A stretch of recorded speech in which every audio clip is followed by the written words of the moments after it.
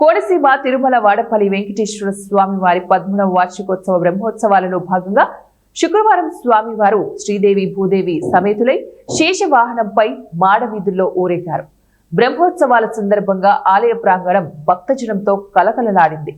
కళ్ళు మిరిమిట్లు గొలిపేలాగా ఏర్పాటు చేసిన విద్యుత్ దీపాలంకరణ భక్తులను విశేషంగా ఆకట్టుకుంది. బ్రహ్మోత్సవాలలో భాగంగా ఉదయం స్వస్తి వచనము, విశ్వసేన పూజ, పుణ్యాహవచనంతో కార్యక్రమాలు ప్రారంభమయ్యాయి. తర్వాత ఋత్విక్వరుణ, దీక్షాధారణ, అగ్ని ప్రతిష్టాపన కార్యక్రమాలు నిర్వహించారు.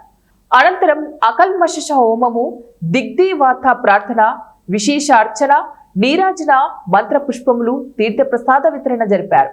సాయంత్రం విశ్వక్సేన పూజ, పుణ్యాహవచనము, మృత్తికా సంగ్రహణం, శిలా విహారణ, అంకురార్పణ, వాస్తు పూజ, అగ్నిమథనము, త్రేతాగ్ని ప్రాణాయామము, వాస్తు హోమము భక్తి శ్రద్ధలతో నిర్వహించారు.